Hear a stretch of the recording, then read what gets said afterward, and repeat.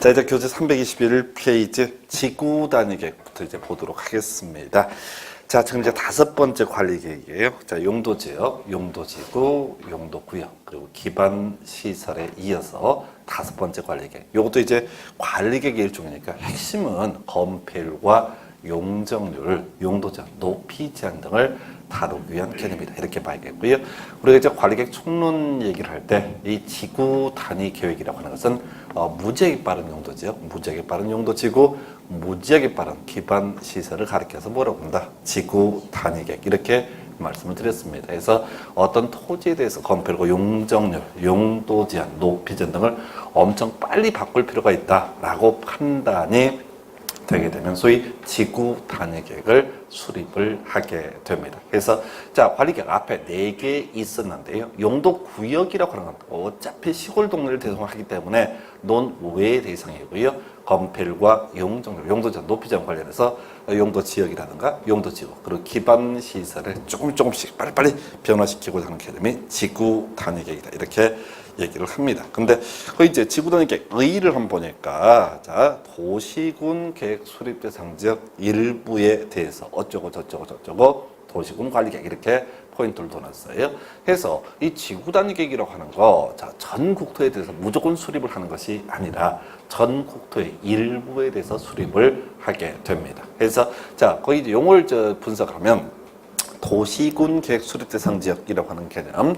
자, 도시 또는 군이죠. 사실 이제 도시군 계획 수립 대상 지역이라는 개념 자체가 각각의 시군을 얘기하기 때문에 전체적으로 보면 전국이 되는 거예요. 전국의 일부에 대해서 소위 건폐율, 용적률, 용도 제한, 높이 제한 등을 바꿔주기 위해서 수립하는 도시군 관리계획. 자, 이렇게 봐야겠고 거기 보니까 토지용 합리화, 기능 증진, 미관 개선 뭐 이런 표현 나와 있어요. 제가 한번 읽어드린 이유는 공법에서는 사실 별 의미는 없어요. 그냥 지구 단위 계획을 뭘 완화시키냐, 이게 이제 논의 포인트지. 이 용어 자체는 거의 구성이 되지 않는데, 자, 부동산 학계론 영역 가게 되면 요걸 자꾸 내요. 지구 단위 계획의 정의를 갖고 간간히 구성을 하게 됩니다. 그래서 1차까지 하시는 분들은 의의도 한번 확인을 해야 되겠고요.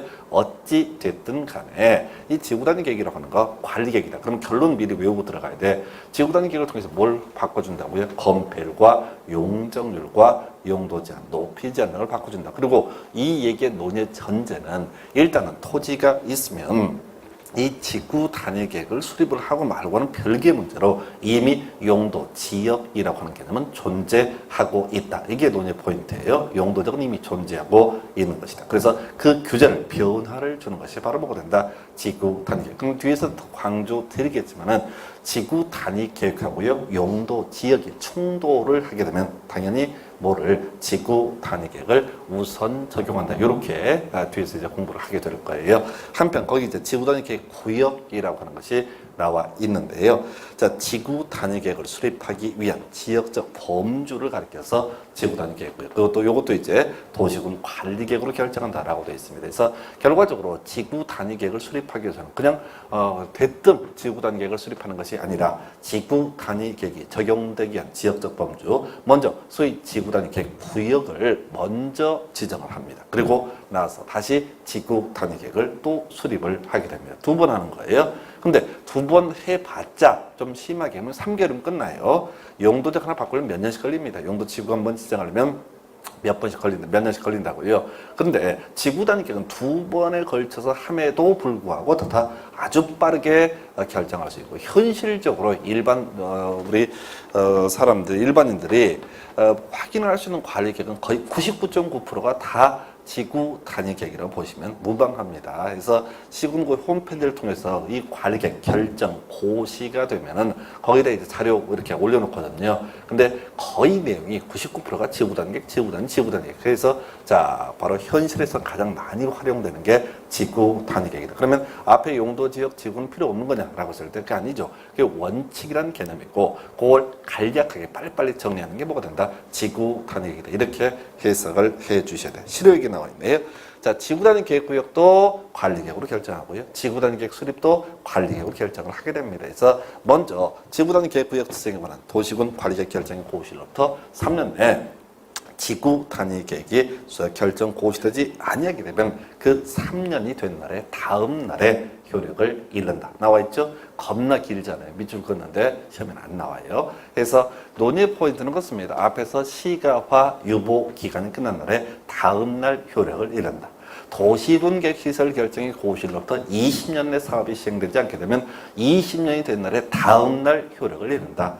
지구 단위 계획구역 지정되고 3년 내에 지구 단위 계획을 수립하지 않게 되면 3년이 된 날에 다음 날 효력을 잃는다. 이 얘기의 핵심 취지는 다음 날 이게 아니라 수험생 입장에서 이게 아니라 지구 단위 계획 구역이 지정이 됐다고 해서 달라질 거 아무것도 없는 거예요. 지구 단위 토지가 있으면 일단 뭐가 있고 용도 지역이 있고 그 위에 지구 단위 계획 구역이 지정이 됐다고요. 그러면 어떤 변화가 있느냐? 어떤 변화도 없습니다. 앞으로 지구 단위 계획이 수립이 되면 규제가 바뀌게 되는 것이고 지구 단위 계획이 수립되기 전까지는 아무런 의미를 가질 수 없다고요.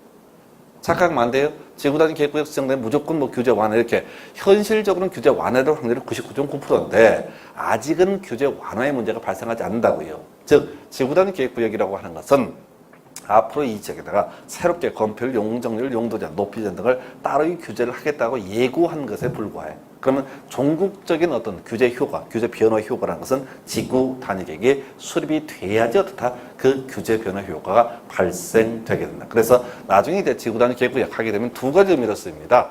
규제가 완화된 지역이라는 의미도 보통 가지고 있고 또는 규제가 완화될 예정인 지역이라는 의미도 가지고 있어요. 엄밀히 따지면 규제 완화될 예정인 지역이라는 의미를 가지고 있는데 문제는 그거죠. 지구 단위 계획구역 지정되고 그 위에 지구 단위 계획이 수립이 됐다 하십시다. 그러면 그 지역은 여전히 뭐가 돼? 지구 단위 계획구역이죠. 그러니까 지구 단위 계획구역에는 이미 지구 단위 계획이 수립된 경우도 있고 안 될 수도 있는데 법조문에 따라서는 이미 그 지구 단위 계획이 수립된 것을 전제로 얘기하는 경우도 있고 수립되기 전이라고 하는 것을 전제로 얘기하는 경우도 있다. 이렇게 가야 돼. 그래서 일단 공부하는 입장에서는 지구 단위 계획구역이 지정됐다. 그러면 앞으로 뭐가 지구 단위 계획이 수립이 되게 되면 대폭 규제 완화를 예상할 수 있는 지역이다라는 의미로 봐야 되고 또 경우에 따라서는 지구 단위 계획이 수립되어 있으면 규제가 완화된 지역이라는 의미로 해석을 해도 좋습니다. 그래서 이 정도가 이제 기초적인 개념이고요. 시험에 바로 나오는 거 제일 중요한 포인트 바로 첫 번째 출제 포인트 지구 단위 계획구역 의무적 지정 대상 지역과 재량적 지정 대상 지역을 비교하는 것이 그렇게도 중요한 출제 포인트가 되게 되고 제일 어려워요 이게. 그래서 의무적 지정 대상 지역에 정택 10년, 시공록 30만 이렇게 외우시죠. 그래서 정비구역에서 사업이 끝난 후 10년이 지난 지역, 택지 개발 지구에서 사업이 끝난 후 10년이 지난 지역에서 정택 10년 이렇게 되어 있고요.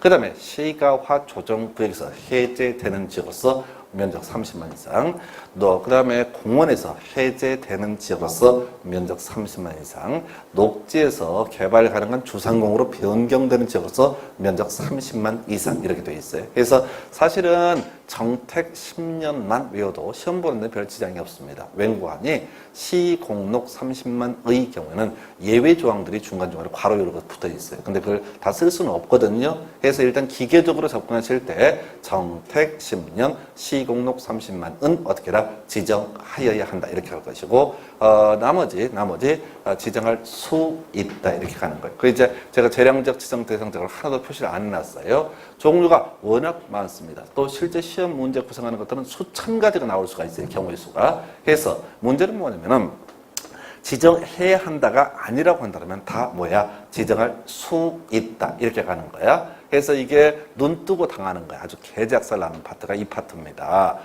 누구 개나 소나 정택 10년 다 외웠다니까 시공록 30만 다 외웠다니까 근데 문제를 풀지를 못해. 왜? 시험이 이렇게 나오거든. 자, 관광진흥법에 따른 관광특구에 대해서 지구단위 계획부요 지정할 수 있다. 이런 식으로 나온단 말이에요. 벙집니다. 연병을 정택 10년 어디 갔어? 뒤지기 외웠는데 아무 쓸모가 없어.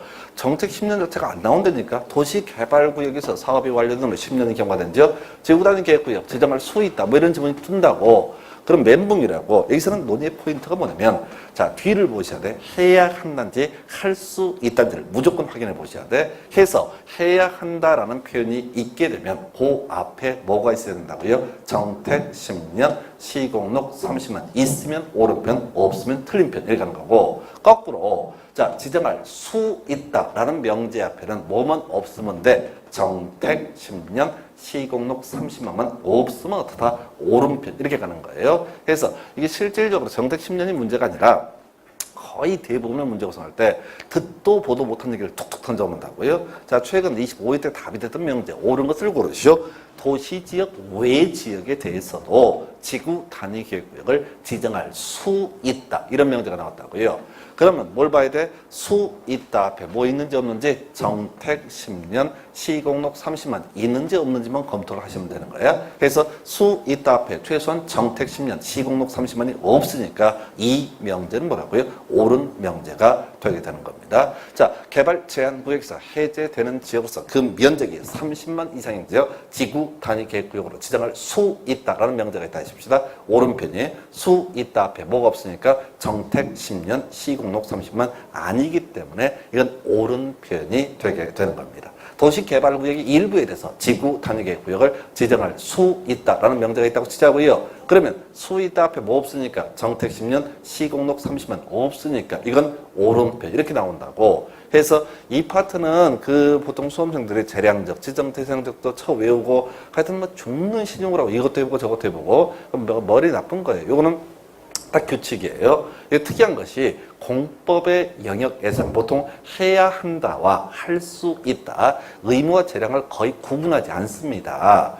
그렇게까지 구분하기엔 너무 양이 방대사 내지 않아요. 즉 해야 한다를 할 수 있다고 하고 할 수 있다를 해야 한다 이렇게 해서 틀리게 내거나 맞게 내릴 수는 있는데 다만 그걸 정답으로 뽑는 경우는 거의 없습니다. 근데 지금 해야 한다와 할 수 있다를 끊임없이 비교하고 끊임없이 답을 뽑는 주제가 바로 지구 단위계고요. 의무적 지정 대상 지역하고요. 재량적 지정 대상 지역을 비교하는 문제. 이 문제는 맨날 냅니다. 맨날 내요. 그래서 지구 단위계획구역 관련해서 거의 문제 반 정도가 바로 의무냐 재량이냐. 그래서 정택 10년, 시공록 30만 주구장창 외운다고 해서 이게 해결되는 게 아니라 뒤를 봐야 된다고. 수 있단지 해야 한다는지를 먼저 확인한 다음에 거꾸로 보셔야 돼. 우리 앞에서 공부할 때 이런 거 있었잖아요. 사업 인정 및 고시가 있는 것으로 본다라는 표현 앞에는 뭐가 있어야 돼? 실시, 계획, 고시라는 표현이 있을 때만 옳은 편 이렇게 가듯이. 그러니까 이제 공부를 할 때 어떻게 한다고요? 앞쪽에서 외우려고 하지 말고 뒤쪽부터 치고 가는 훈련을 하셔야 돼요. 공법은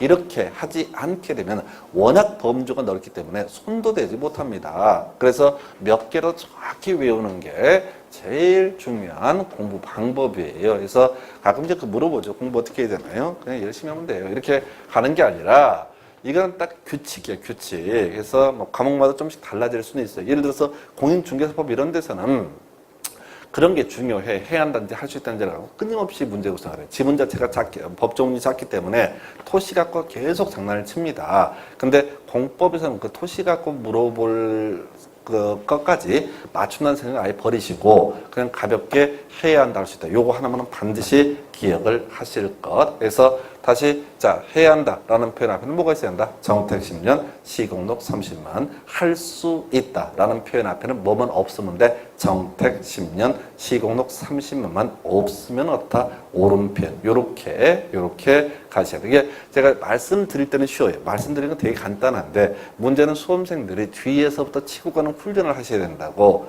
비슷한 것 중에 그런 거 있죠. 자, 기준 누가 정한다? 국토교통부 장관이 정한다. 이렇게 이제 외워달라고 그랬어요. 근데 법조문을 보게 되면 항상 이런 식이야. 무슨 기준 및 작성 방법은 국토부 장관이 정한다. 원래 법조문이 이렇게 돼 있다고. 그래서 과거에는 기준 하면 무조건 국토부 장관 이렇게 공부하면 참 좋았는데 요즘에는 약간 흔들어가지고 도시군 기본계획의 작성 방법에 대해서는 도시군 관리계획의 작성 방법에 대해서는 이런 식으로 표현하게 되면 또 움찔해진단 말이야. 기준이 안 나오니까. 그럼 이렇게 가는 거예요. 이것도 정한다라는 표현 앞에는 항상 뭐가 있어야 돼? 국토교통부 장관이 정한다. 이렇게 가는 거예요. 무조건. 뒤에서부터 보는 훈련하셔야 된다고. 앞에 작성 기준 및 작성 방법 이렇게 법조문이 돼 있으면은 전에는 기준만 냈다고. 그러니까 기준 국토부 장관 이렇게 외우기 참 좋았었는데 이제는 작성 방법까지 갖고 장난을 치니까 어떻게 정한다라는 표현 앞에는 그 앞에 뭐가 있어야 돼? 국토교통부 장관 이렇게 거꾸로 치고 가는 훈련들을 하셔야 돼. 이게 하루 이틀 만에 이루어지지도 않고요. 자꾸 공부를 하라고 하면 정책 10년만 쳐 외운다고요. 그게 아니라 공부를 실제 할 때는 해야 한다든지 할 수 있던지를 먼저 구분하는 게 필요하다고. 누구나 정책 10년 외운다니까요. 웬만한 수험생 다 외우는데 문제를 풀지를 못해. 듣도 보도 못한 얘기도 막 튀어나오니까. 해서 거꾸로 가는 훈련들 계속 수련을 해 주셔야 됩니다. 그래서 자 이게 어려워요. 그렇게 해서 의무적, 지정대상적, 재량적, 지정대상적 비교해봤고요.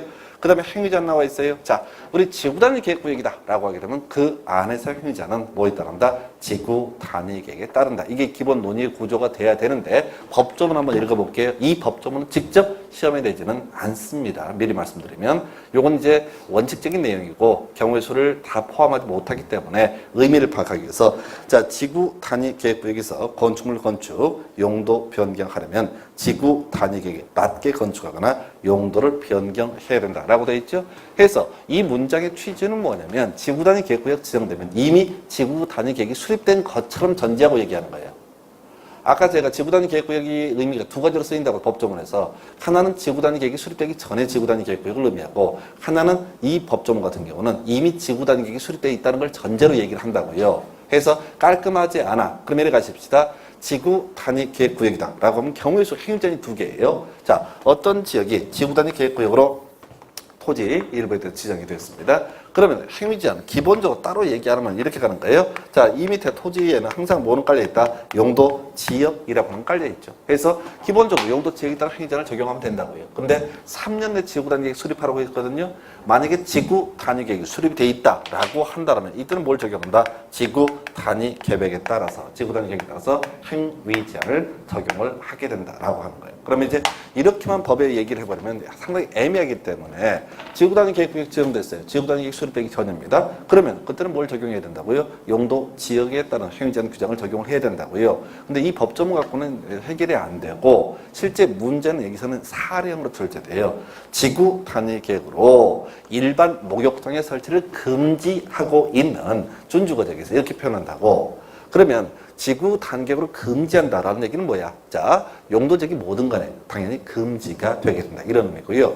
자, 거꾸로 지구 단위 계획으로 자, 장례식장의 설치를 금지하고 있는 계획관리 지역 이런 표현이 나왔어요. 그럼 어떻습니까? 장례식장 설치할 수 있어요, 없어요? 설치할 수 금지가 된다고 그러면 금지가 되는 거예요. 다시. 토지 위에 용도지역이 있고요. 용도지역에서 건폐율, 용적률, 용도제한의 규제가 있다고요. 근데 혹시 지구 단위 계획으로 금지하고 있다라는 표현이 전제가 쌓이게 되면 어떻다? 그냥 뒤에 용도지역 볼 것도 없이 금지가 되게 되는 것이고 지구 단위 계획으로 허용을 한다라는 표현을 하면 어떻다고요? 허용이 된다. 이게 이 문장의 취지는 뭐냐면 지구 단위 계획이 수립이 되었다는 전제하에서 용도 지역하고 지구 단위 계획이 충돌하면 뭘 우선 적용한다? 지구 단위 계획을 우선 적용한다라는 의미예요. 응용 들어갑니다. 지구 단위 계획으로 건폐율의 최대 한도를 50%로 정하고 있는 계획 관리 지역 이렇게 간다 하십시다. 그럼 건폐율을 얼마 적용한다고요? 50%를 적용합니다. 지구 단위 계획으로 자 용적률의 최대 한도를 900%로 정하고 있는 중심 상업 지역. 그러면 중심 상업 지역이 1,500인데 이런 거 생각하면 안 되고 지구 단위 계획으로 900%로 정하면 그냥 900% 이렇게 가는 겁니다. 그래서 일반적으로 규제 완화가 일반적인데 강화시킬 수도 있거든요. 경우에 따라서. 그래서 논의 핵심은 자 용도 지역하고 지구 단위 계획이 충돌되게 될 때는 뭘 우선 적용한다? 지구 단위 계획을 우선 적용한다라고 이렇게 해석을 해주셔야 돼서 이게 두 번째 포인트. 요즘엔 좀 출제가 좀 더디 나오는데 해서 용도 지역하고 지구 단위 계획의 관계를 따져보는 것도 하나의 출제 포인트가 되겠고요. 그 다음에 이제 지구 단위 계획 수립 기준 등 나와 있습니다. 그래서 보니까 자 국토교통부 장관이 정한다라고 돼 있죠. 해서 기준은 무조건 누가 정한다? 국토교통부 장관. 그래서 25회 때 이게 나왔었죠. 틀린 걸 고르시오. 지구 단위 계획의 수립 기준 등은 국토교통부 장관이 시도지사와 협의해서 정한다. 틀린 걸 고르시오. 답으로 뽑았다고요. 아주 까다롭습니다. 그래서 정한다 앞에는 무조건 누구만 나와야 돼? 국토교통부 장관. 아주 심플하게, 그러니까 심플하게 접근해야 되지. 뭐 국토부 장관이 정할 때 시도지사 협의, 뭐 이렇게 혼자서 상상하시면 안 돼. 그래서 공법이 이제 어려운 이유 중에 하나가 이게 다른 과목, 뭐 2차 과목 전반적인 특성 중에 하나이기도 하지만은 자꾸 사람들이 생각을 해요. 이게 뭘까? 근데 이제 일반적으로 민법 공부할 때는 조금 쓸모가 있을 수도 있어요. 그런 게. 근데 뭐 민법도 마찬가지. 본질적으로 암기. 얼마나 외우냐 안 외우냐 이런 문제지.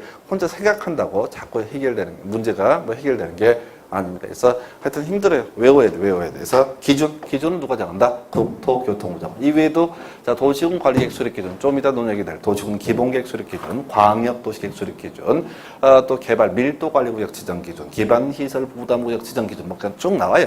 그래서 나중에 도시개발법에서 개발계획 수립 기준 작성 방법 이런 나온다고. 기준 따로 얘기 안 하면 다 누가 정한다? 국토교통부 장관. 그리고 수험생 입장에서 정한다라는 표현 앞에는 뭐가 들어간다? 국토교통부 장관이 정한다. 이렇게 가셔야 됩니다. 정한다라는 표현 앞에는 뭐야? 국토교통부 장관. 그래서 요 정도. 그 다음에 이제 나오는 게 지구 단위 계획의 의무적 포함사항 나와 있죠? 그걸 이제 외워야 되는데 보십시다. 이거. 자, 지구 단위 계획은 뭘 하자는 겁니까? 라고 했을 때 지금 이제 관리 계획의 5번째 항목이 지구 단위 계획이거든요. 지구 단위 계획도 다른 것 다 떠나서 뭐가 된다? 관리 계획의 일종이다. 이렇게 보는 거죠. 그러면 다른 걸 떠나서 건폐율과 용적률과 용도 제한, 높이 제한 이게 줄줄줄 나와야 돼. 그래서 지구 단위 계획에 반드시 포함될 거 가장 핵심적인 이슈 건폐율, 용적률, 용도 제한, 높이 제한. 근데 높이 제한이라는 표현 대신에 높이의 최고 한도, 최저 한도라는 표현을 쓰고 있고요. 한편 이 건폐율, 용적률, 용도 제한, 높이 제한은 용도 지역, 용도 지구, 또 기반 시설 등에서 나왔던 개념이죠. 그래서 요거 응용한다는 측면에서 건폐율, 용적률, 용도 제한,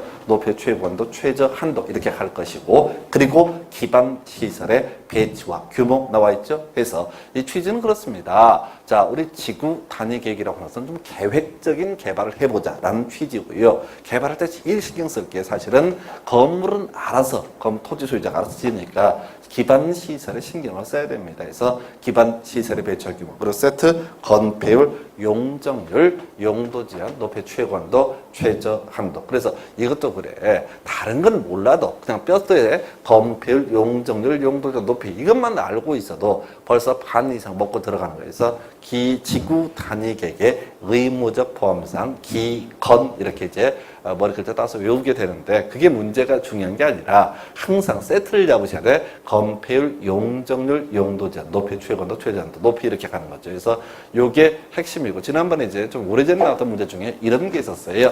지구 단위 계획 의무적 포함사항 틀린 건 자, 지문 중에 1번 건축물의 건축선 이렇게 나왔다고요. 대가리만 따서 외우게 되면 대가리가 작살나는 수가 있어요. 자, 세트 잡으셔야 돼. 관리계획이니까 건폐율, 용적률, 용도 제한, 높이 최고 한도, 최저 한도. 그래서 요걸 이제 건축물의 건폐율, 건축물의 용적률 이렇게 풀어서 문제 구성했는데 그 당시 이제 수험생 중에 한 분이 복수형 출제 오류라고 건축선 건이다 이거지. 그래서 답 없다고 아주 개 거품 물고 연락을 해왔던 적이 있습니다. 그래서 하여튼 머리 글자 뭐 따는 수밖에 없기도 한데 어쨌든 전체 그림을 계속 보셔야 돼. 지금 한 3주째인가에 똑같은 얘기 하고 있습니다. 건폐율, 용적률, 용도제, 높이 이걸로 그러니까 여러분들이 이제 완전 틀이 잡혀 있어야지 암기할 게 현저히 줄어드는 거예요. 그래서 기건 일단 잡아주시고요. 그리고 나서 행위 제한의 완화 나와 있습니다. 먼저 개설 파트를 보게 되면 이 지구 단위 계획으로 완화할 수 있는 것이요. 완화할 수 있는 것이 무려 9개입니다. 이걸 다 처음 외우겠다. 이거 불가능해요. 자, 그럼 일단 지금까지 공부한 것 또는 알고 있는 것 이거 갖고 무려 먹어야 돼. 뭐가 있을까요? 자, 지구 단위로 규제할 수 있는 것. 자, 건폐율, 용적률, 용도 제한, 높이 제한이라고 되어 있죠. 근데 법조문을 이제 분석하는 거예요. 건축물의 건폐율 나와 있죠. 용적률 나와 있습니다. 그리고 건축 제한 혹은 용도 제한 같은 표현이고요. 그리고 높이 제한 나와 있죠. 높이 제한 나와 있죠. 그리고 1조 등의 확보를 위한 높이 제한 나와 있죠? 높이 제한을 건축법에서 두 가지 형태로 규정을 하고 있거든요. 그래서 1조를 외울 게 아니라 자, 건폐율, 용적률, 용도 제한, 높이 제한, 높이 제한 이렇게 가는 거예요. 높이 제한 두 번. 그리고 나서 그 중에 하나가 주차장 설치 기준 완화 적용하실 때 해서 지금 9개 중에서요. 건폐율, 용적률, 용도 제한, 높이 제한, 높이 제한 5개 달러 먹었죠. 그리고 주차장 설치 기준까지 하면 6개 외우는 거야. 그래서 9개 중에서 6개를 그냥 먹고 들어가는 거라고요. 그러면 이걸 벗어나서 답을 골라낼 확률이 대단히 낮다는 얘기입니다. 그리고 여러분은 이 내용을 다 외우지 않았다는 것도 기억하셔야 돼. 뭔 소린 거 아니? 지구 단위로 뭘 하자는 거다. 큰 틀에 그러면서 건폐율, 용적률, 용도제한, 높이제한 이렇게 가는 거고 지구 단위 계획 반드시 포함될 사항 건폐율, 용적률, 용도제한, 높이의 최고한도, 최저한도 지구 단위 계획으로 완화할 수 있는 건 건폐율, 용적률, 용도 제한자, 높이 제한, 높이 제한 이런 식으로 가다 보면 다 같은 얘기를 조금씩 달리 표현을 하고 있다고. 그러면 여러분이 건폐율, 용적률, 높이 제한, 용도 제한 이것만 외우고 있어도 거의 이 틀 안에서 뭐를 완화할 수 있는가 또는 의무적 포함성이 뭔가 이런 것까지도 거의가 다 섭렵을 하실 수가 있게 되는 거예요. 그래서 한 번에 뭘 다 쳐 외워보자 이런 것도 안 되고요. 계속 기본 뼈대만 잡고 있으면 이 규칙이 발견이 된다고 해서 자, 최근에 이제 문제 구성한 것 중에 하나가 24회 때하고 27회 때 나왔던 게 이 건폐율하고 용적을 얼마씩 완화시킬 수 있는가 요걸 갖고 이제 계산 문제를 한번 출제가 됐어요. 일반 수험생 풀 수 없을 만큼 아주 개 짜증나는 문제인데 나중에 기본서 나오게 되면 그거 이제 공부를 하게 될 테고요. 기본 개념만 좀 설명을 드릴게요. 지금 63빌딩, 노량진이다 보니까 건너편에 63빌딩이 보입니다. 자, 이 억수로 높게 지었다 이거죠. 그러면 이제 공법을 공부한 사람 입장에서는 그 이해가 안 돼야 되는 거예요. 이해가 안 돼야 되는 거예요. 왜? 지금 건폐율이 있고 용적률이 있다는 얘기죠. 그러면 만약에 그렇게 건물을 높게 지으려면은 대지 면적이 억수로 넓어야 돼. 그러면 그 63빌딩 근처에 가게 되면 거의 광장 같은 게 중간 좀 있고 탑처럼 건물지의 정상이라고 건폐를 적용하고 용적률 적용을 한다라고 하면 근데 실질적으로 63빌딩 근처에 가면 광장 없어요. 그냥 일반 건물처럼 지어져 있다고. 그럼 어떻게 한 거냐 그게. 뭐 특혜를 받은 거냐. 특혜는 특혜인데 소위 그건 지구 단위 계획으로 허용이 되는 거예요. 어떻게. 그들이 갖고 있는 토지 중에 일부를 기부 체납합니다. 서울시에다가 선물을 줘요. 그러면 그만큼 일부만큼 용적률 또는 건폐율을 더 올려주는 거예요. 그래서 지금 이제 서울 한강가에 있는 아파트들도 마찬가지 재건축할 때 기부 체납을 하게 되면 땅을 그만큼 시라든가 국가에 헌납을 하게 되면 그만큼 그 계산식이 있거든요. 일정 비율만큼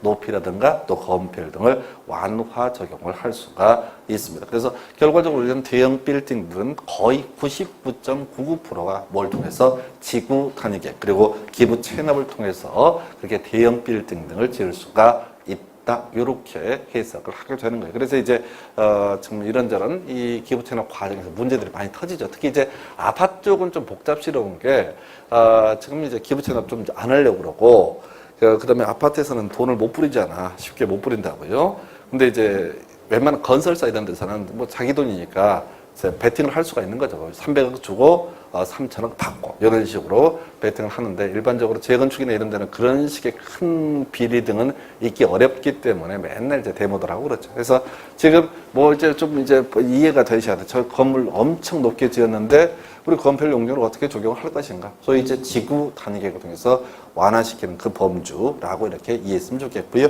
그래서 자 지금 이제 완화 관련해서 거기 주차장 설치 기준 하나만 볼까요? 자, 일단은 100%입니다. 이 숫자를 물어봤었고요. 내용 볼 거 없어요. 내용 간단해요. 자, 지금 주차장법이라는 법이 있어요. 주차장법이라고 하는 데서는 뭐라고 얘기하냐면 건물 시야를 지을 때는 무조건 주차장을 확보를 해라 라고 선언을 하고 있어요. 지금 다 차 끌고 다닌다는 얘기죠. 그래서 무조건 건물 지을 때 어떻게 해라? 주차장을 확보를 해라 라고 선언하고 있다고요. 뭐 책 읽을 것도 없어. 읽어서 해결되는 게 아니라 상식으로 하는 거야.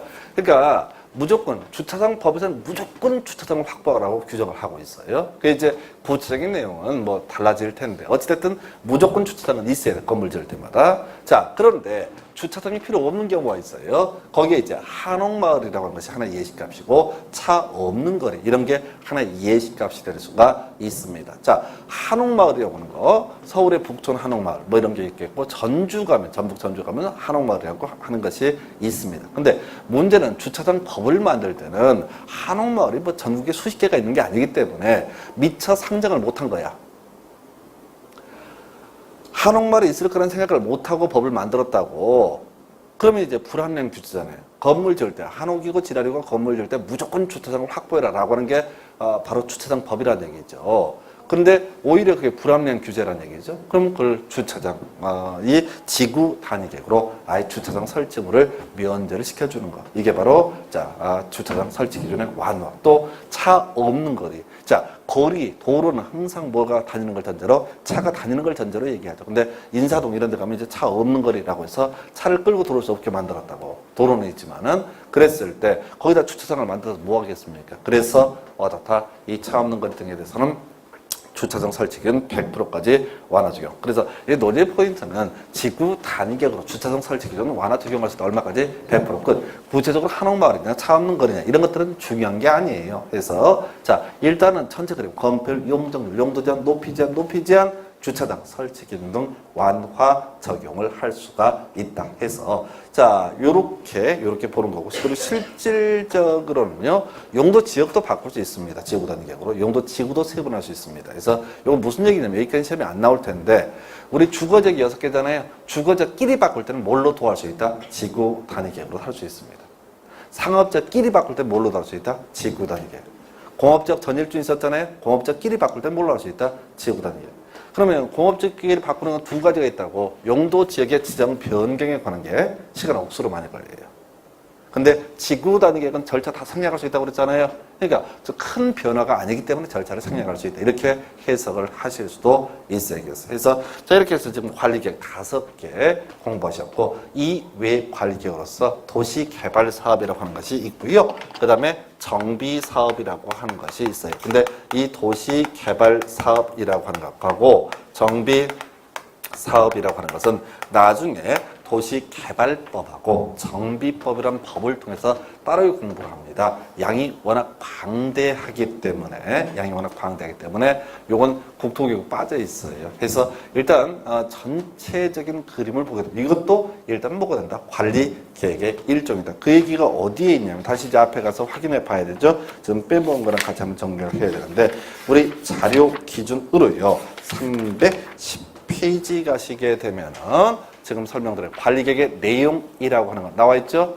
310페이지 앞쪽으로 가야 돼요. 310페이지 제일 하단부에 관리계획 내용 나와 있죠? 용도 지역의 지정 변경에 관한 게, 용도 지구의 지정 변경에 관한 게, 용도 구역의 지정 변경해서 용도 구역의 종류는 개발 제한 구역, 시가화 조정 구역, 수산점 보호구역, 도시 자연 공원 구역, 입지 규제 최소 구역 이런 게 있다라고 했었고요. 그리고 나서 기반 시설의 설치 정비 계량 나와 있죠. 이걸 뭐라 부른다? 도시군객시설 사업이라고 부를 수 있다. 그리고 지구 단위 계획이 있고요. 그 외에도 도시개발사업 정비사업이라고 하는 것도 있습니다. 그리고 제가 이미 그 몇 페이지, 310페이지 하단부에서 지적한 것처럼 이 도시군계획사업이라는 용어를 따로 새로 만들어서 도시개발사업과 정비사업, 도시군계획시설사업을 묶어서 부를 때 뭐라고 부른다? 도시군계획사업이라고 용어의 정의를 하기로 공부를 한 바가 있습니다. 해서 지금 이제 다시 309페이지 보면서 10페이지 남아있는 거 정리해 볼게요. 지금 관리계획, 우리가 이제 용도지역, 용도지구, 용도구역, 기반시설, 지구 단위계획. 요게 이제 국토계획법에서 주로 논의하는 관리계획이고요. 이걸 총칭하여 부를 때 뭐라고 한다? 관리계획이라고 부릅니다. 자, 한편 그림을 보니까 이 관리계획 위에 있는 게 도시군 기본계획이라고 하는 것이 있습니다. 도시군 기본계획. 그래서 자, 기본계획도 관리계획도 그 객체 대상이라고 하는 것은 하나의 시 또는 군을 대상으로 하게 됩니다. 그래서 공통점 하나의 시 또는 군을 대상으로 한다. 차이점이 있다면은 관리계획은요, 구체적으로 토지 소유자한테 건폐율과 용적률, 용도자 이런 것들을 규제하기 위한 것이고, 이 도시군 기본 계획이라고 하는 것은 이런 관리계획 수립을 위한 기준점을 삼기 위한 계획을 도시군 기본 계획이라고 부르게 됩니다. 별로 중요 안 합니다, 이런 것들. 지금 자 공법에서 우리 국토기본법에서 중요한 건 자 건폐를 얼마냐, 용적률 얼마, 이게 중요한 거지. 이 기준점을 삼기 위한 도시군 기본 계획 별로 중요치 않습니다. 그리고 차트를 보니까 이렇게 되어 있잖아요. 도시군 기본계획 관리계획을 묶어서 부를 때 뭐라고 한다? 도시군 계획이라는 용어를 쓰게 된다. 그래서 도시군 계획은 기본계획과 관리계획을 묶어서 부를 때 굳이 쓰는 말을 뭐라고 한다? 도시군 계획. 거의 나오지 않아요, 이런 표현. 그래서 그냥 문제 구성할 때 도시군 계획이랑 기본계획과 관리계획을 묶어서 두 가지로 구분한다. 이렇게 이게 법조문 전부에 의해서 이 도시군 계획이라고 하는 거 하나의 시 또는 군을 대상으로 하고, 구체적인 계획은 관리계획, 그리고 좀 포괄적인 계획은 바로 기본계획 이렇게 볼 것이고, 또 그 위에 보니까 광역도시계획이라는 그림 나와 있죠. 이 광역도시계획은요, 도시군 계획에 대응해서 어떤 의미를 가지고 있느냐, 도시군 계획이라는 개념 자체가 바로 하나의 시 또는 군을 대상하는 계획이다라고 하는 데 비해서 광역도시계획은 두 개 이상의 시군을 묶어서 혹시 계획을 수립을 하게 되면 그걸 이름하여 뭐로 본다? 광역도시계획 이렇게 갈 것이고, 그 위에 있는 계획이 국가계획이라고 하는 거 나와 있죠. 이 국가계획이라고 하는 것은 국토부 장관이 수립하고요. 자, 굳이 있다라면 앞으로 광역도시계획 그리고 기본계획, 관리계획 이런 거 수립할 때 기준이 되는 계획을 가리켜서 뭐라고 한다? 국가계획이라고 부르게 됩니다. 그래서 우리 제일 첫 시간에 공부했던 것이 그 309페이지였나요? 바로 계획의 책에 있었죠. 그래서 이 광역도시계획이라고 하는 것은 국가계획이 적합하게 수립을 해야 될 것이고, 광역도시계획이 수립됐을 때 기본계획, 관리계획은 광역도시계획이 또 적합하게 수립을 해야 된다라든가, 또는 도시군 기본계획을 기준으로 봤을 때 국가계획과 그다음에 광역도시계획 부합되게 수립을 해야 될 것이고요. 또 도시군 기본계획은 관리계획 수립에 지침이 된다 이런 표현 나와 있고요. 자, 관리계획은 그 위에 있는 계획 전부죠. 국가계획, 광역도시계획, 도시군 기본계획에 부합되게 수립을 해야 된다라고 하는 거. 그래서 요건 이제 그 그림 자체 309페이지 그림을 좀 잡고 있으면은 쉽게 자, 책에 정리할 수 있고요. 지금 이 앞에 빼먹은 게 이제 310페이지 바로 광역도시계획 관련한 부분, 도시군 기본계획 이제 정리해 보겠습니다. 그래서 지금 요거는 뭐 시험에 나오고 말고의 문제가 아니라 핵심 뭐가 된다고요? 관리계획이라고 하는 게 중심축이 되는 것이고, 이 도시군 기본계획이나 광역도시계획은 상대적으로 시험에 나오는 것과는 별개의 문제로 중요도가 떨어집니다. 그래서 딱 끊어져요. 그래서 먼저 광역도시계획의라고 하는 광역도시계획이 무엇이냐라고 했을 때 광역계획권의 장기 발전 방향을 제시하는 계획 이렇게 정의를 하거든요. 그래서 자 그러면 이제 지금 이제 앞에서 도시군 계획이라고 하는 것은 하나의 시 또는 군을 대상으로 한다. 광역도시계획은 뭘 대상으로 한다? 광역계획권을 대상으로 한다. 광역계획권이 뭔지 몰라요. 모르는데 소위 광역계획권이 있을 때만 소위 광역도시계획의 문제가 발생한다고요. 문제 구성할 때 맨날 장난치는 게 광역도시계획이란 광역시의 장기발전 방향 아주 그냥 계속 말장난합니다. 광역시하고 광역계획은 전혀 별개의 문제예요. 그래서 광역시도 하나의 시 또는 군이니까 굳이 해석한다면 도시군 기본계획, 관리계획의 문제가 발생하지 광역도시계획의 문제는 발생하지 않습니다. 즉 광역도시계획은 광역계획권을 전제로 하는 개념이고, 그러면 광역계획권이 무엇이냐라고 했을 때 국토부 장관 또는 도지사가 두 개 이상의 시군의 전부 또는 일부를 묶어주는 것을 가리켜서 뭐라고 합니다? 광역계획권의 지정이라고 부르게 됩니다. 그래서 자 기본적으로 광역계획권은 거의 없습니다. 우리나라에 지금 광역계획권 지정 사례가 2번밖에 없어요. 현실적으로 없다고. 지금 알아서 하나의 시 또는 구분해서 알아서 잘 먹고 잘 살면 되는 거죠. 굳이 2개 이상의 시군을 뭐 묶어주고 말고 이럴 필요도 없고 알아서 잘 먹고 잘 살고 있다고요. 현실적으로 거의 필요가 없는 법조문 중에 하나가 이 녀석이에요. 즉 광역도시계획 제도는 아주 오래전부터 있어 왔지만은 실질적으로 대한민국에서 2번인가밖에 이게 지정 자체가 안 돼요. 현실적으로 별 의미가 없습니다. 그래서 자 일단 광역계획권 지정에서 국토부장관 도지사 바로 광역계획권 지정할 수 있다. 그냥 묶어주는 거예요. 묶어주면은 그때 바로 무슨 문제? 광역도시계획의 문제가 발생되게 될 것이다. 해서 자 광역도시계획 수립권자 자 일단 기본적으로 도지사가 묶어주면요 이건 상식이고 나중에 기본서 나오면 이제 분석할 거예요. 도지사가 묶어주면 누가 수립하는 게 원칙이다? 시장 군수가 수립하는 게 원칙이고 다만 예외 도지사가 있습니다. 국토부 장관이 묶어주면 시도지사가 수립하는 원칙인데 예외 국토부 장관 등 있을 수가 있습니다. 그래서 이거 나중에 기본서 가지고 논의하게 될 테고 하여튼 전반적으로 이 광역도시계획 바로 행정청이 수립을 하게 됩니다. 그렇다 치고 자 지금 거기 보니까 기준 나와 있어요. 광역도시계획 수립 기준 자 누가 정한다? 국토교통부 장관이 정한다. 일단 기억해 주시고 거기 이제 미리 나와 있으니까 정리하니까 수립 주기나 재검토 주기 없다라고 돼 있죠. 자 우리가 도시군 관리계획 몇 년마다 재검토? 5년마다 재검토 공부하셨어요. 그리고 조금 이따 도시군 기본계획 5년마다 재검토 공부할 거예요. 광역도시계획은 몇 년마다 재검토? 이런 조항 자체가 존재하지 않습니다. 시험에는 맨날 장난치는 게 광역도시계획은 10년마다 재검토, 10년 단위수를 이렇게 장난한다고. 하나의 도시니까 도시가 5년이니까 2개 이상 묶으면 10년 이런 식으로 이제 혼자 소설 쓰라 이런 얘기지. 해서 광역도시계획은 수립 주기나 재검토 주기가 존재하지 않습니다. 그리고 승인 나와 있죠. 자 시장 군수가 수립하면 한 단계 위인 도지사의 승인 받아야 되고요. 자 그다음에 시도지사가 수립했을 때 누구의 자 바로 국토교통부 장관의 승인을 얻어야 된다. 해서 소위 수립 승인의 구조로 되어 있고요. 큰 이슈 안 돼. 지금 뭐 이걸 갖고 깊이 있게 공부할 그럴 영역들은 아닌 것으로 볼 수가 있겠고요. 그래서 자 광역도시계획에서는 가장 많은 이슈, 가장 쉽게 자주 구성했던 점이 바로 의예요. 그래서 둘 이상의 시군의 장기 발전 방향 틀렸습니다. 자 광역시의 장기 발전 방향 틀렸습니다. 광역계획권의 장기 발전 방향을 제시하는 것이 광역도시계획 이렇게 볼 것이고 공통적인 요소로 기준은 국토교통부 장관이 정한다. 그리고 자 5년마다 재검토 아니에요. 10년마다 재검토 아니에요. 기본계획 관리계획은 5년마다 재검토이지만은 광역도시계획은 재검토 주기 없고요. 이걸 이제 확장시킨 것이 10년 단위 수립한다 이렇게 장난치는 것도 있는데 그런 거 존재하지 않다 정도로 보겠습니다. 해서 만약 있다라면 이게 광역도시계획이 있다라면 얘는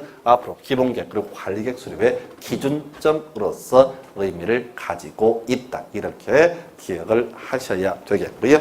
그 다음에 이제 도시군 기본계획 하겠습니다. 자, 의 보니까 시험에 안 나와. 장기 발전 방향 이렇게 할 것이고 해서 도시군 기본계획과 도시군 관리계획 공통점 하나의 시 또는 군을 대상으로 한다. 차이점 구체적인 계획은 관리계획, 좀 포괄적인 계획은 기본계획 이렇게 갑니다. 그래서 자 일단은 도시군 기본계획에서 제일 이슈가 되는 것은 수립에 관한 명제고요. 자 요게 항상 이제 우리 공부하실 때 원칙과 예외의 관계로 접근을 하셔야 돼. 그래서 수립 개설 볼까요? 자 특별시장, 광역시장, 특별자치시장 또는 시장 또는 군수 이렇게 나와 있죠. 공부의 편의로 해서 그냥 시장 군수로 부르겠습니다. 하나의 시 또는 군의 오야가 되겠네요. 시장 군수는 관할 구역에 대해서 기본계획 수립해야 된다라고 되어 있거든요. 포인트 시장 군수 관할 구역 수립해야 된다. 그래서 서울시장은 서울시를 대상으로 기본계획 수립하고요. 자 그다음에 자 어디 있어? 이천시장은 이천시를 대상으로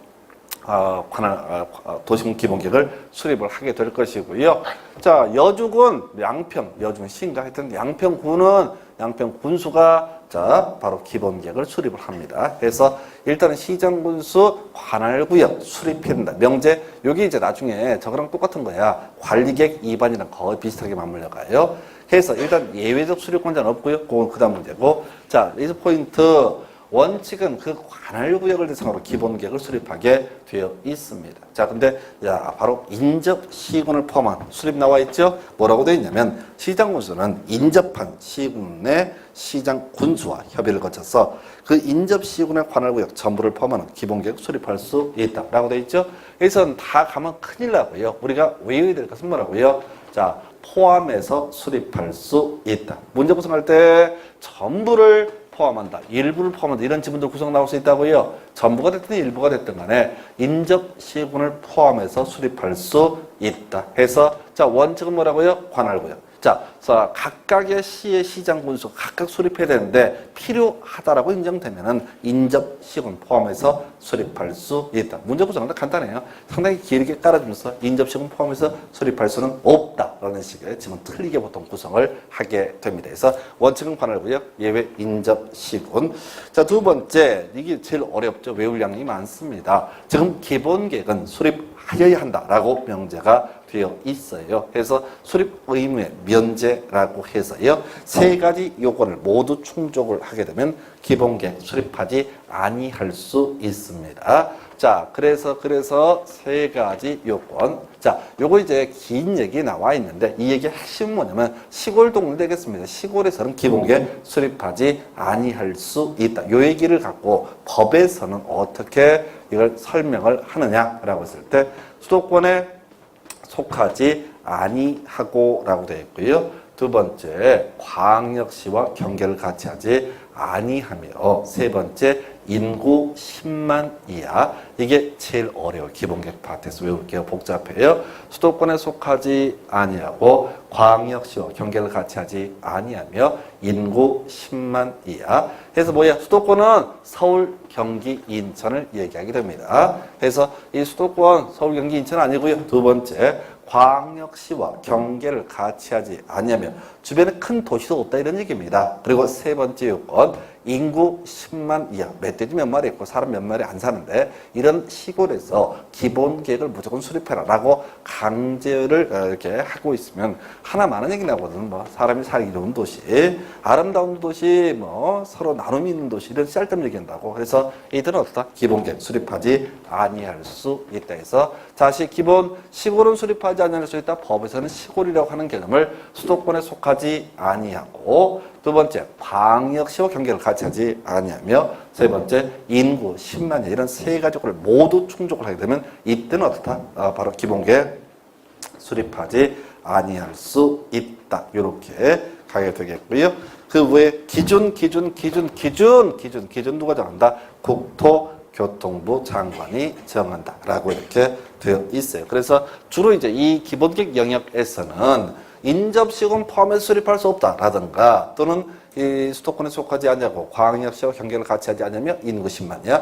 요 세 가지 요건을 가지고 이렇게 지지고 볶아해서 주로 답을 구성을 하게 됩니다. 자, 한편 승인, 시장, 군수가 수립하면요, 그 위에 한 단계 있는 도지사의 승인을 받아야 하고요. 자, 문제는 그거죠. 특별시장, 광역시장 등입니다.